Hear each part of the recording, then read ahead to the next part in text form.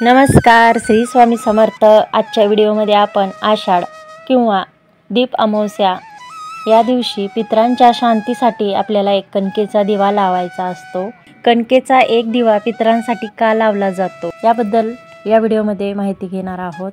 आषाढ महिन्याच्या अमावस्येला दीप अमावस्या असं म्हटलं जातं। श्रावण महिना सुरू होण्याच्या एक दिवसापूर्वी ही अमावस्या साजरी केली जाते। महाराष्ट्रात ही गटारी अमावस्या म्हणूनही ओळखली जाते। हिंदू धर्मात अमावस्येला फार महत्त्व आहे।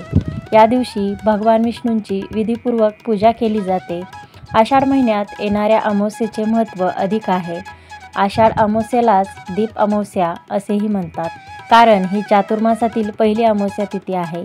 यानंतर श्रावण महिना सुरू होतो।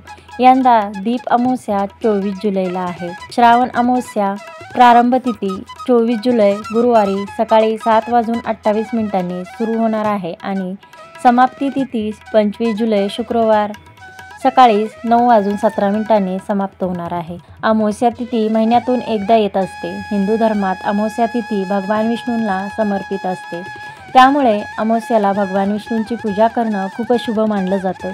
याशिवाय पितरांच्या आत्म्याच्या शांतीसाठी या दिवशी तर्पणही केलं जातं। अमावस्या तिथीला पवित्र नद्यांमध्ये स्नान करण्याचं विशेष महत्त्व आहे। नदीत स्नान केल्यानंतर पितरांना नैवेद्य दाखवला जातो। या दिवशी दिव्यांची पूजा केली जाते। सकाळीच घरातील दिवे, समया, निरांजने, मोठे दिवे घासून पुसून स्वच्छ केले जातात। दिवे चकचकीत करून पाटावर मांडून त्यांची पूजा केली जाते। पाटाभोवती रांगोळी आणि फुलांची सजावट करून या दिव्यांची पूजा केली जाते। काही ठिकाणी ओल्या मातीचे दिवे करून त्यांचीही पूजा केली जाते। हळद, कुंकू, फुले, अक्षता वाहून दिव्यांची पूजा करण्यात येते।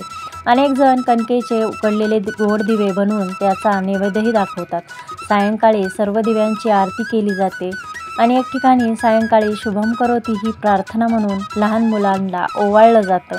लहान मुले ही वंशाचा दिवा असल्याचं मानलं जातं, म्हणून त्यांना ओवाळण्याची प्रथा आहे। हिंदू संस्कृतीमध्ये दिव्याला फार महत्त्वाचं स्थान असून घरातील इडापिडा टाळावी, अज्ञानाचा अंधकार दूर व्हावा आणि दिवा प्रकाश देतो तसा ज्ञानाचा प्रकाश सर्वांच्या आयुष्यात पडावा, या प्रार्थनेसहित दिव्यांची मनोभावी पूजा केली जाते। आषाढ अमावस्येला चुकूनही ही कामे करू नका। अमावस्येला रिक्त तिथी म्हणतात, म्हणजेच या तिथीला केलेल्या कामाचं फळ मिळत नाही। हा दिवस पितरांना समर्पित आहे। अशा स्थितीत कोणतेही शुभ कार्य करू नये। अमावस्येच्या दिवशी महत्त्वाच्या वस्तूंची खरेदी विक्री सुद्धा टाळावी आणि घरातील तापमान वाढ, मुंडन शुभ कार्य करू नयेत, कारण यामुळे अशुभ परिणाम देखील मिळतात। अमावस्येच्या तिथीला पितरांचे स्मरण करून त्यांना नैवेद्य दाखवला जातो, तसेच दानधर्म केला जातो। प्रत्येक अमावस्येचे वेगवेगळे वैशिष्ट्य आहे। त्याप्रमाणे आषाढ अमावस्येला दिव्यांच्या पूजनाचे महत्त्व आहे। ही पूजा म्हणजे येणाऱ्या श्रावणाच्या स्वागताची जणू तयारीच असते। अशा उत्सव प्रसंगी कणकेचा किंवा ज्वारीचा दिवा करून तो दक्षिण दिशेला लावला जातो।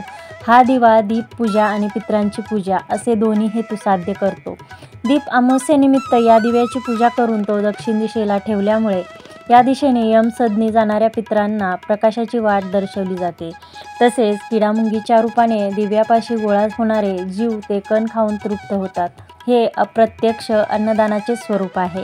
दीप अमावस्या पितृदोषातून मुक्ती मिळवण्यासाठी आणि पितरांना शांती देण्यासाठी महत्त्वाची मानली जाते। दीप अमावस्येच्या पूजेने घरात सुख, समृद्धी आणि शांतता येते असे मानले जाते। या दिवशी कणकेचा किंवा ज्वारीचा दिवा करून घरातील दक्षिण दिशेला लावला पाहिजे, कारण दक्षिण दिशा ही पितरांची दिशा मानली जाते।